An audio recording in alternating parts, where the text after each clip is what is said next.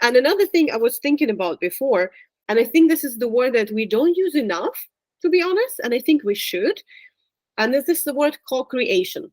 I think the whole essence of the relationships between customer success and the product is the co-creation. So like, welcome everyone. Today in this new episode of ProdCamp Podcast, we'll try to answer what we think is the most important question to get collaboration started between two teams or people for what it matters, why product and customer success teams should love each other. And we have the pleasure of talking with an exceptional leader in the tech industry today, Darrena Mamm. Hello, Darrena. hi. When I first met Darrena, I was immediately impressed by her passion, depth of knowledge, her commitment to creating user-centric products, and her no bullshit approach to business. So Darrena is a co-founder and chief product officer of Tech Unicorn Builders and has a remarkable background as a technical product lead, startup mentor, and product growth advisor. Darrena's experience spans over a decade in the tech sector, during which she has built high-quality B2B SaaS product for Fortune 500 companies and scales up across the EMEA region.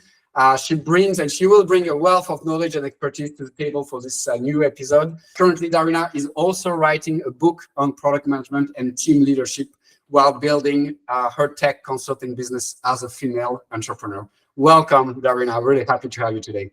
Thank you for having me. And what an introduction. Oh my God. Every time I listen to those things, I'm like, isn't me? Really? I sound awesome. Just like, and you are. That's because you are, Darrena. Really happy to have you today. We need to ask other people to be like, can you read my thing so like I can get rid of the imposter syndrome? Yeah, let's set and put the imposter syndrome aside for now. Beside. Not invited. Right, and let's start by maybe wrapping our head around why did we decide to talk about this topic, right? Let's see, why is it such an important topic now between CS and product? What do you think, Darrena? Well, I think it's not just now. I think now it's kind of getting into the space where people are more aware of that. But actually, if you take a look at the normal classical product management, you know that usually you would need some kind of feedback, right? And most of the companies in European Union, we're not talking, I mean, like, we might talk about the world as well, but like most of the companies in Europe are building B2B companies. And B2B companies would always need customer success, right? Because the customer and user are different people sometimes, not always, sometimes. And you always need to build better relationships with them, right? Because of the like sales cycles, things like that. And even just the way of getting feedback about the product from these people, it gets to you through the customer success people, right? Like in this whole relationship with those companies, the only way for you to get something real, something you can work with, something you can improve and make your product in a way product-led, because not all of the B2B can be product-led, in my opinion. We can talk about that as well. Right. But usually you can still, like, this is the way you get feedback from those people. That's why it's super important. And another thing that I think we should talk about or look into is the enablement part. Because being a product manager within a company or product lead, product whoever, part of the product team, your whole job is to enable everyone to give you feedback or like to help you out with building stuff. And if you are the one enabling everyone in the right way with like transparency, we can talk about that as well. Like you can actually make your life a lot easier, right? Because being a product management manager is hard for a lot of people, and for me as well, and for you probably as well.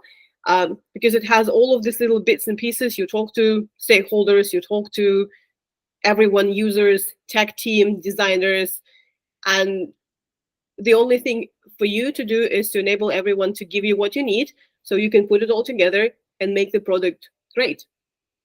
I love it. I really love it. And I to rebound on that, I think our job as product people is not only difficult. I think I don't know anyone that thinks that this job is easy, really. So I 100% agree with you on this one. But it's also about impact and recurring impact. I have the feeling that in software, and especially in the software as a service industry, where we ask subscription from our customers, right? Whether that's B2B customers are under subscription, and so they expect to have a recurring impact. We also increase our price year over year or quarter over quarter. So people are also expecting us to bring more impact, more to value, match with more value, right? So, and I believe that the impact happens after the customer gets onboarded, right? So it happens when the customer is with the customer success teams. So this is where someone can start assessing whether this impact happens, how does it happen, and then start this feedback loop with the product team, where we can verify together that we are having the impact that we promised for, right?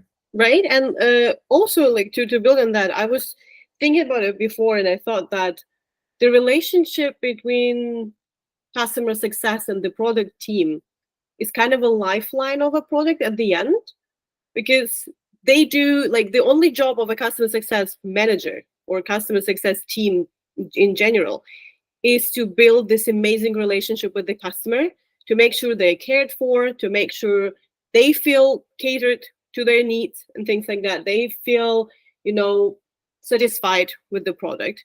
They feel happy and all of these other things, right? So, like, customer success is put in so much effort, and, like, I don't know how to stress it. I'm friends with a lot of customer success managers, and I worked with them before. The amount of work these people put into developing this amazing relationship with customers. And in the B2B space, customers are not the easiest. Like, it's usually not the easiest people to deal with, generally. And they come with requests and whatever. And, like, they already have so much effort put into this relationship.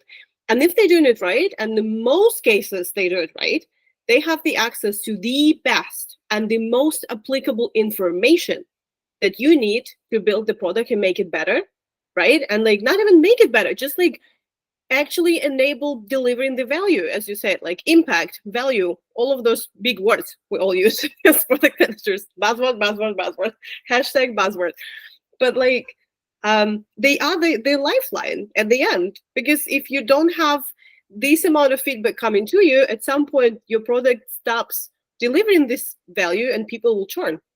That's not what we all need, right? And that's the whole point of having this amazing, or, like, at least trying to develop really good relationships with customer success teams as the product person, to get access to this whole magic they have. I fully agree. I think that and that was actually the first question I had, and we just tackled it, so that's great. It's like, the impact of a strong relationship between product and customer success can turn customer success into the best proxy that the product team could have in terms of, and you said it, user feedback, right? Access to user feedback and market insights. Like those guys, they are talking to their customer that are the champions, that they know their problem, they know their space, and they know what they need to see. So, and that's the best proxy to can collect this information and get it in the best possible way and use it to tailor the product to people needs. So love Absolutely. It. And also, just to add here as well, is, in my opinion, I think the value of customer success teams is sometimes overlooked by the product teams. And it's not because they're, like, the bad people or whatever. It's not about that. It's just maybe some kind of misunderstanding. Maybe it's the way how the processes are set up within a company. And I think this is the job of a product lead. When you have, I don't know, head of product, VP of product, whoever is making the strategic decisions within the company for the product development, they do need to figure out how to stop overlooking the magic of customer success and actually leverage them, right? So that's why I actually think having the conversation about why this is super important is, like, it should be everywhere. All product people need to be like, well, customer success, we love you, be our best friends. We are BFFs, we should be BFFs, and, like, we need to stop it. We need to stop the madness of not working with them or overlooking them. Right, and especially since they are helping in an area where I'm talking with product people like every week for a dozen product people really, really regularly. And I know that nobody has time for discovery. Like Yeah. we all have little time for discovery, let's Yeah. say. And again, this is a great proxy for discovery. Yes, So exactly. to overlook this relationship is that's like just giving up on a great ally for something that product people don't always have time to do, despite the fact it's one of the most important thing to do, right? So I feel like this is a big luck for product team when they have a solid customer success team to get I agree. Discovery is a really good topic with them as well. Good point. And continuous discovery, right? Because exactly, it doesn't stop when the customer gets we all in. remember in the book. Have you read the book? Of course, like we all read it. So I think like the moment someone says continuous discovery, I just remember the book in my mind. I'm like, this is how you write books that have impact, I think, for the community of product managers. Exactly. Do you have any example maybe in mind from your career where this collaboration kind of break or made a significant breakthrough in the product or in the customer satisfaction? Is any? Well, it's like I don't really like to bring like names of companies I work with or things like that, but like generally I can tell you stories where, or it's not just stories about, I don't know, achievements. It's not like that. It's not like a hero journey. But usually if you come to a company, as me as a consultant, for example, and I would ask them, do you have customer success team? And they would say yes, but I would be like, do you use it in any way? And they're like, no. They just come to us and deliver feature requests. And I'm like, that's not how you do things. And usually what I do, I would just start with like, trying to set up some kind of process with them, with little bits and pieces, with like forms, with Slack messages, with channels on Slack, if they use Slack, or Teams, or whatever, if it's a corporation. And you just literally just by adding a little bit, like by making this little bridge between customer success and product, you see how the process becomes a little bit more smooth for them. It's streamlined, right? And one of the examples I can give you is I work for the company, and the product team had a relationship with the commercial team, let's say. I'm not sure how to call them exactly, and it was actually like really good, great product culture, and things worked. But like the moment we set up bi-weekly calls with customer success teams just to like check what's happening, and the moment we build different forms on Slack channels when they can come in and in a standardized form tell us what's happening, our whole busy work that was happening every day literally dropped.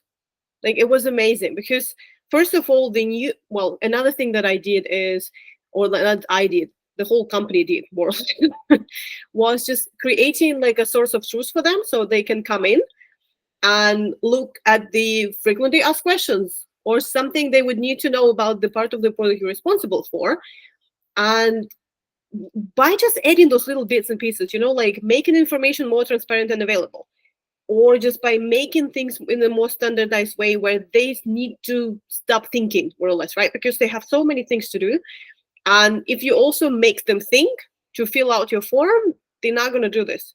So the stuff we did was so simple for them, but super useful for us, considering what information they would share. And also with the bi-weekly calls, I would not get bothered by them every now and then for some bit of information, because they knew that in 2 weeks they will come in, we will have a proper conversation with them, and it would have a piece of they would be just like, we'll have peace of mind for that, right? Like completely knowing that whatever happens, it will be transparently discussed. And I kind of use all of these techniques every time I come to a company that has this issue, or let's say they hire us for customer success relationships between product and them, and it always works.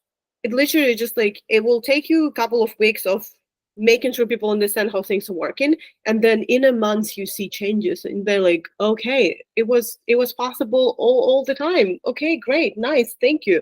So it drops the amount of busy work to almost none, which is amazing. Love it. Love it. So I'm gonna turn this question upside down a bit and say like, okay, so when the love does not work between CS and product, Yeah. it's likely because one, there is no open, clear channel of communication. Yes. There is maybe a lack of available information or transparency in the Absolutely. way, like the documentation. There is no meeting rhythm. There's no specific rhythm, like a known like point in time where you know that there is a collaboration space open. And I would add another one that I think you didn't touch here, but I will say the perimeter of the mission of the CS team. So the love, in my experience, doesn't work so well when, for example, the CS team doesn't have time to build those long-term relationships. And the scope of the mission of the customer success team looks more like a customer care team than a customer success team. In that case, it's often harder for product and customer success team to build this real relationship of collaboration, in my experience. That's true, but also what I need to mention here, and again, it's my personal opinion, I think the relationship between product and customer success should be actually driven by the product. Because the whole point of a product manager in a company is enablement. There is just, I usually always come up with like these 3 words and I repeat myself every time, but it's like, it's just how it is. And this is transparency, enablement, and communication. That's all of the things you need to do as a product manager. So as a product manager, you are the one who needs to get the value from customer success. I mean, like, if we've been completely rude about the whole thing, they don't need you. They are fine. They can come out, like, see things, what's happening with the product, kind of understand it, and they can do whatever it needs to be done, right? Because like their whole job is to make sure the customer is happy. They're not here to make you happy. They're not here to whatever. So like it's your job as a product manager to come out and be like, hey, people, I really need what you have, and let's be friends, right? And for that, it's kind of a leadership, you're right, with the whole scope of the customer success team and whatever. But this is a leadership question because you would have head of customer success team. You would have head of product. You would probably have like head of, I don't know, marketing and whatever. They can all come together and make a decision that, okay, this is how we work, right? Like we need to get feedback through customer success. This is one of the things they're going to be doing for us. For that, product needs to first enable them with the information. It should be transparent. It should be super clear. And that's one of the things that makes a successful collaboration is that customer success team needs to understand the direction of the product. If they don't understand it, there is no way for them to work properly and no way for them to help you. Like they are the ones that kind of need to think like product. They need to make decisions like product. They need to consider what's happening in the product while they're talking to the customer, right? And this is your job as a product manager to enable them to do exactly that. So like all of the relationship with them should be driven from the product managers or head of product or whoever runs the product within the company. Yeah, so this is like super important, and you can even influence, it's probably like a super big thing to say, but like in a way you can influence the scope of the customer success team, because if you make them or if you enable them to like have answers to all of the questions customer might ask, then they don't have the busy work again, right? So you're making their life easier. And if that's the case, then they're going to be happy and they're going to deliver you the feedback from the customer. So it's like a symbiotic relationship if you do it right. Right, sounds like a really good circle. You can start healthy one. So that's I love it. It's also I think maybe the primary thing and something we didn't really highlight, but you just talked about it right now, and it made me think about it. What is the scope of responsibility of each team inside the customer journey? So that there is a tool that is called RACI Matrix. I don't know if you ever heard about it, but there exists different variation of the RACI Matrix, but it's really, I think, a great way to just set up the right level of expectations in terms of the level of collaboration that should happen between teams, and what is expected from one of the team to bring to the other team. So that's a really very visual and easy way to just put in a tab like, okay, customer success is responsible for bringing customer feedback, and product people are responsible for creating the space for that and enabling prioritizing, making sure the timelines are more or less communicated. Exactly. I was just thinking that when I sat with people, product people need customer success more. That's true. But another way how you can influence the relationship is to explain to them what is the value you bring as a product team, right? Because if the customer success team knows that first of all, they can trust you, they know what the product is doing, they know the direction of the product, they understand all the strategic initiatives and things like that. They don't have to know them deeply. They just have to understand, okay, the product is going there. This is what we want to do, right? And that means that, first of all, they can come back to you with good questions from the customers if it fits to the framework that you showed them, right? Or a roadmap, whatever. Another thing that can happen is they would know that they can kind of communicate to the customer that, okay, these things have been worked on. This is not going to happen. This can be prioritized, yada, yada, yada. But that's the whole point. It's the value of a product team in the relationship with the customer success is that customer success gets better information stream in regards to what's been developed. And another thing I was thinking about before, and I think this is the word that we don't use enough, to be honest, and I think we should, and this is the word co-creation. I think the whole essence of the relationships between customer success and the product is the co-creation. So customer success being the proxy between customer and the product can be this enabler of co-creation, because the customer then can say, okay, in order to deliver this use case, or do this and this and this, or maybe this is what we did before, or this is what the competitor do, whatever, right? They can deliver you this feedback, and then through customer success, product people can co-create the product and can actually, this is kind of the whole product-led growth idea in a way, not completely, but in a way, because they will deliver you feedback based on the usage of the product. The customer success will translate it into something usable for the product team. I'm being super what is this, illiterate right now. But that's the whole point. It's the co-creation is the big word here. So it's an enablement of co-creation with the customer and the product team, where the customer success team is the one that keeps everyone sane, because that's what they do. I love it, and actually that's what I was thinking when you were saying earlier that the product team needs have a bigger need of the CS team than the CS has the product team. Yeah. I think it's a symbiotic relationship. Really, there is no way a customer success team can be successful if without the successful product team. It's in the best interest of any customer success person to have a dynamic product team that actually follows client needs, that will this will all influence retention, which is a metric directly impacting CS. It will influence expansion via cross-sell or upsell opportunities. So that this has a direct impact on their numbers.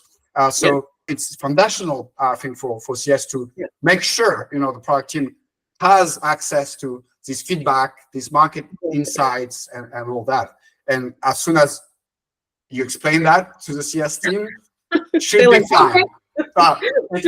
We'll get somewhere. You'll start to get somewhere. Yeah.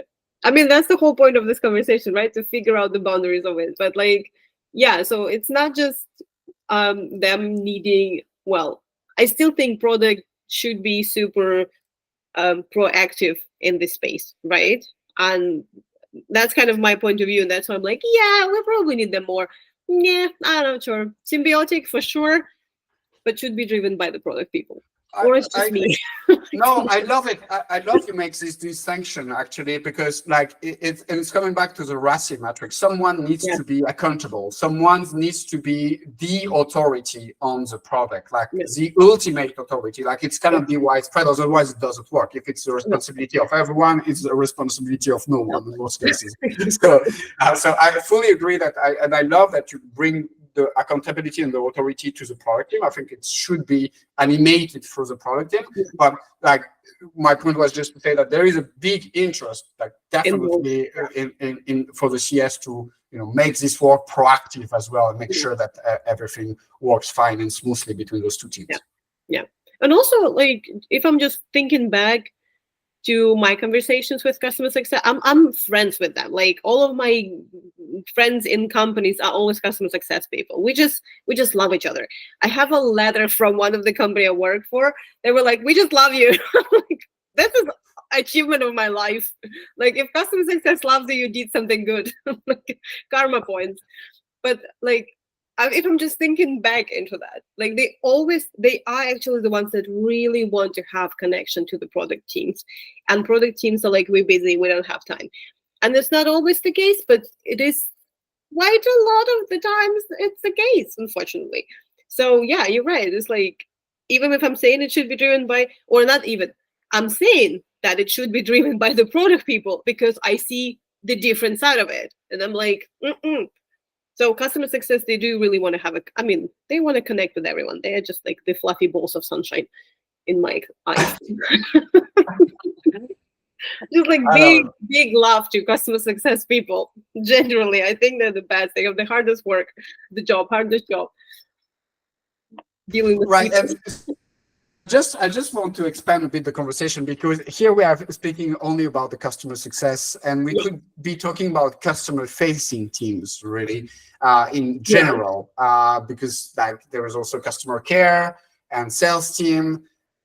What's in your experience, has been the relations you have as a product person with those other teams outside of the customer success? Well, again, there's the same thing. I'm the one who always tries to build relationship with everyone, because whoever is customer facing, they have insight, right? So they are the ones that actually know what's going on. And another thing that I usually do is, and it's like a lot of product managers just don't have time for that, is just go and talk to the customer. Like, I think this is such an important bit when you actually join those meetings, when you have insight into what's going on. And I usually have the same things with like sales team. So I have the bi-weekly call with the sales team. I have sometimes I mix people. So if you have like sales engineers and customer success, I might just move them all together in one big call. It will be like an hour call. We'll be like more or less onboard everyone in something, what's been going on, listen to problems, things like that. Sales usually is a bit more crazy, right? Because they have all of these stats that they need to do, like this many sales, blah, blah, blah. It's just like, that's also a crazy job, right? And I think product team should be customer facing in a way too, right? Not completely, but still needs to be proactively trying to talk to customers. That would be great. That's like the best thing they can do. But usually it's like, I kind of use the same strategy with everyone who has access to the customer, but I'm always trying to build a relationship based on what type of insight they can bring. For example, the customer success, they actually have deeper understanding into the actual usage of the product by this type of user, right? Because usually you don't have just one user or like one customer. You have many different ones. And I would try to understand, okay, this type of customer, this type of user does usage this way, or like uses the product this way, and this is what they need. These are the use cases, blah, blah, blah, blah, blah. So this is the insight they bring. And sometimes it can be something with design decision or like user experience design decision, things like that, right? If you go into more of a sales conversation, then it's more about how you position the product, right? So what's happening there? How does product look next to the competitor? How do you help the salespeople not to overpromise? because that's what they usually do, and this will something that will backfire, and you will be dealing with that, right? So like, look at the inside, what they can bring. Or like sales engineering. Sales engineering needs to be building something super fast to show super quick prototype to the customer in a call, like in a second. So your job is to enable them to do that, and in everything that needs to be done quick, you can actually figure out what is the like most needed feature, right? Because like, if everyone in the sales space asks for this one feature that needs to be like showcased quickly, this is super important, because this is exactly what people are looking for. This is the problem, and you need to be solving this problem right now with your product. So like, building those relationships with those teams based on the insight they can bring to you is the whole job of the product manager in this space, because we have any more like a lot more other things to work on, but this is the one here. Yeah, but I usually use kind of the same techniques. I'm trying to standardize the hack out of it. Right. Yeah, and I fully agree. It's definitely one of the main job of a product manager, and especially since, you know, in small to medium companies, you don't always have all the roles. Like you don't have your business analysts, you don't have this product owner. You just like maybe one or two product managers trying to handle different things, and you know, being also spread between delivery, discovery, and stuff like that. So here you get also great allies. And I love how you segment that between, you know, like the type of insights they bring you. I really liked it. Like positioning of the product for the sales team, no doubt. Potential usage, you said it, of my ICP that are not covered by my product today, but you know, when there is big trends, and this is one of the things we do at ProdCamp, so that's talk to my soul, right? But yeah, definitely this one is a big one. And for the CS, what's the actual usage, and how the usage of my current customers also evolve, and how I continuously bridge this gap, right? Continuously bridge this gap to, you know. And also, right, like when you come up with let's say a design for something, it's usually based on an assumption, right? And the assumption is based on similar software, like the interaction pattern people are used to, things like that. And but when you have actual access to the actual usage, then you see that people don't do it the way you intended, right? So like, I think it's super important to participate, a product manager and the designer, if they come to the conversations with customer success and the customer, when they, let's say, like, because they have like catch-ups every once a week or something. So like, if a product manager and the designer can come together to calls like this with the customer success team, with the customer insight, and actually take a look at how people use whatever was intended to be used, and see if they struggle, or if they maybe expect something else, or maybe they love it. Like, it's super important, because it gives you the actual understanding of, okay, the user does this and we assume something else.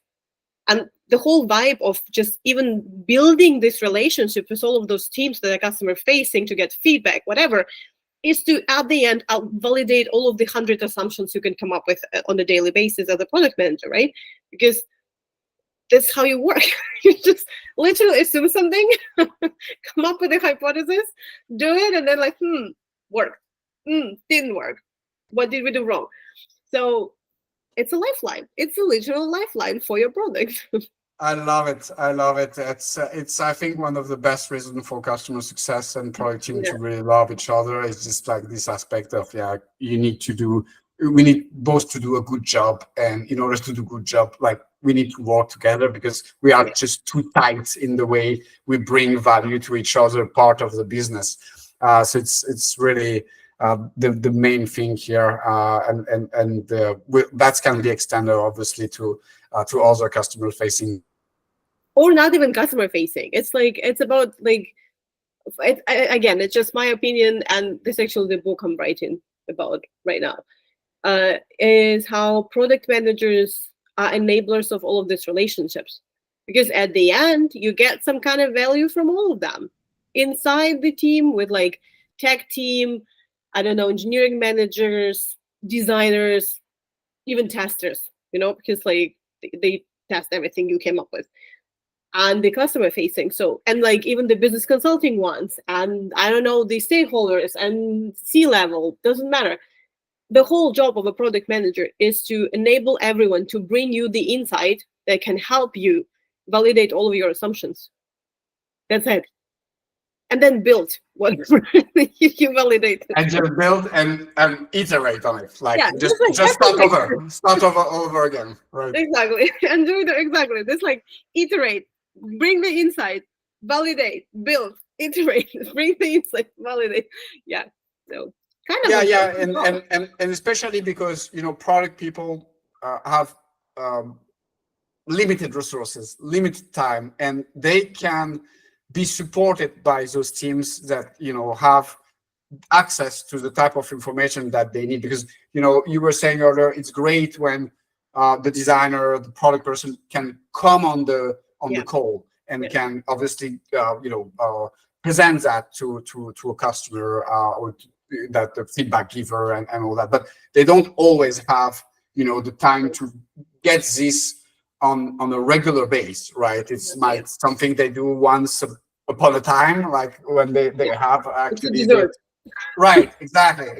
But having this relationship that build in the work, I think this is how you can compensate for this lack of time or this lack of resources, and you get to a point where you don't necessarily need even to jump on those calls on such a regular basis, because you have this back and forth between the teams, and you have knowledge within your organization through those people.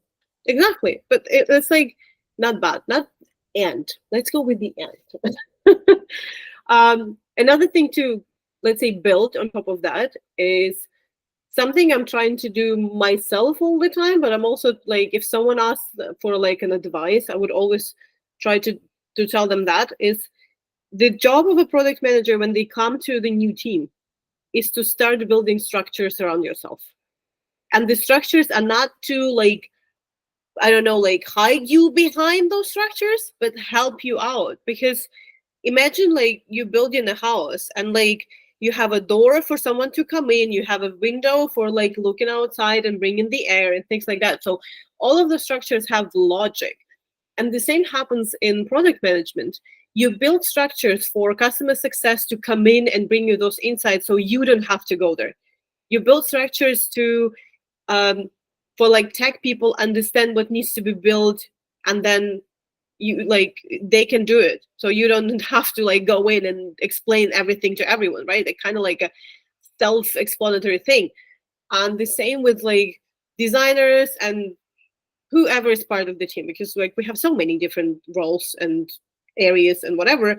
But the whole point is building structure to enable people to bring you the insight that's like available to them, that is helpful to you, to then build a better product. So it's like, essentially, it's like a hive, right? So like you are the queen bee and you have all of those workers around yourself. I always this is my favorite, I don't know, allegory, whatever. Because like bees are amazing. I love them. And like, just like looking, by the way, how like animals or insects create self-organizing teams or in nature can teach us a lot. And like, that's kind of the whole thing, like build the freaking hive. So like everyone can come in, store honey, bring other stuff, like what else bees do? They have also the whole structure around themselves and hierarchy and whatever. It's like the same vibe. So like start building structures to enable everyone to bring you the insight. And also build relationships, because that's the most important part. Yeah, but I love it because it's the same thing. It boils down to the same thing. Like when a PM comes in, a product person comes in, the first job is to build doors and kind of open them. That's kind of that boils down to that. Yeah, like doors and bridges, literally. So like everyone can finally cross the whatever rivers are there. Whatever borders were in exactly. between. Like, right. Yeah, so like build bridges, build doors, let everyone come in, have some tea for them, make them feel comfortable and happy, and start building whatever you need to build or continue building. Yeah, that's true. Yeah. Love it. Love it, Darrena. We are getting close to the end of this interview, Darrena. Is there any, like, time is flying when you're having fun? What can we say? It's Let's continue. I love it. Like, I have so many other things to talk about. we could spend more hours talking about it, I'm sure. Just as maybe a closing question, do you have any specific resource outside of your own book that everyone should read as soon as it's out? I mean, it's still in the work in progress. Like, I actually plan to bring it out by the end of the year, but now I'm like, no, it's not happening. It's probably next summer. Oh yeah, I mean, it's in time has never been a good quality Yeah, like there's never a assessment. perfect timing. Yeah, there's never a perfect timing. Timing is always bad. It's up to you to make it good. Yes. Exactly. So we'll be fine. We'll wait till next year. But meanwhile, before next year, is there any book, podcasts that you would recommend to other product people that are looking to get a better understanding of customer success mission, or customer success people, for them to get a better understanding of the product role? No, I would recommend to go to events that customer success people do. So there's like customer success managers meetup, customer success this and that, because like product people usually go to product events. And what happened to me when I started, I actually joined once kind of spontaneously because a friend of mine who is the customer success, hi friend, if he sees this, I'll let him know I mean him. He was like, do you want to join? Like, we can hang out and blah, blah. And I came in there and it was just like me, the only product person in the room, and like 50 customer success managers. And they were like, why are you here? And I'm like, I'm just +1, but like, I actually want to chat. And it was such an insightful, I don't know, day for me, because I took part in some roundtables and I listened to the customer success people and their problems and what are they struggling with and what are they experiencing within the team, for example. Then I've asked them, okay, how do you have conversations with your product team? What's happening? And just this one day, like I came out of that, I felt like I went to a different planet, literally. And I, like, bear in mind, I'm a big friend of customer success team. I love them. I know them. I understand them. So I already have super high level of empathy towards those people. And still, this event, I was just like, what is happening? Oh my God. And then I started joining other like customer success events like this here in Berlin. And every time, first of all, they look at me like I'm an alien. And I know I am an alien there, but I'm like, people, I'm here for a reason. And they're like, tell us your reason. And I'm like, I want to get to know you. I want to be friends. I come with peace. And they're like, thank you. We love it. Do you want some coffee? And this how you start the conversation with them. And like, it changed my whole perspective on how to work with customer success. I actually came up with a workshop after those events where I'm like, this is how you build relationship with them. This is what you need to do. Like, I literally learned from them how they want to be treated by the product people. And no book on the planet can cover that. It's actual conversation with actual people. Just do it. Like, don't be afraid to be a crazy person in the room that like completely does not understand anything.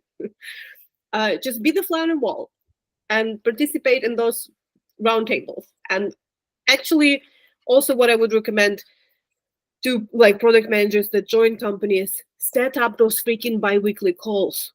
Like, it's gonna change your life. Figure out the standardized ways how to set up forms in questionnaires and whatever in your Slack channels. Don't make them giant. Make them 3 questions. Your job is to enable. Like, these are the most important pieces. Help them help you. This is your job. And everything else will work on itself, because they will start trust you. They will start coming with like problems and other things to you, and you will be loved by them. And then you will actually be able to build a product that the customers love as well, right? So just make sure you have an extra bag of love for the customer success people when you join the team. Have an open heart and open ear for them, and it's the only thing you need to do, literally. Great. I really, really, really love your advice. Actually, it's not a book, not a podcast, but it is a great resource and a great advice you just Yeah. gave. Cross the bridge yourself. Yeah. Cross the bridge yourself. Go to customer-facing team as a product person, and to product event for customers-facing teams. Why not? Yeah. The other things could work. Go to customer success events. Go to their professional events that is made just for them, and be weird. But like, just like listen. Curious and weird. Yeah, because like they will talk about their problems, and you'll be like, I never heard of that. Like, what's is happening? But it will change your life. Like, it will make you a better product manager. And usually, it's an advice for everyone: go to professional events of those people you want to work with, and understand their side of the deal. And if that's the case, if you actually can put yourself in their shoes. And you can only do it by like listening to their problems in those professional events. Empathy, right? Probably one of the most important skill for product person ever. And this is the one we circle back to in conclusion of this interview. So love it, really. Now we know, Darrena, thank you so much. Thanks to your advice. Thank you. We have simple practices to implement and get the love going between product and customer teams. So love it. Thank you so much. Hope it will be useful for the audience, and hope we'll do that again soon. Thank you for inviting me. Thank you for listening and giving me the platform to talk about this stuff I'm actually passionate about, and hope it helps everyone who listens.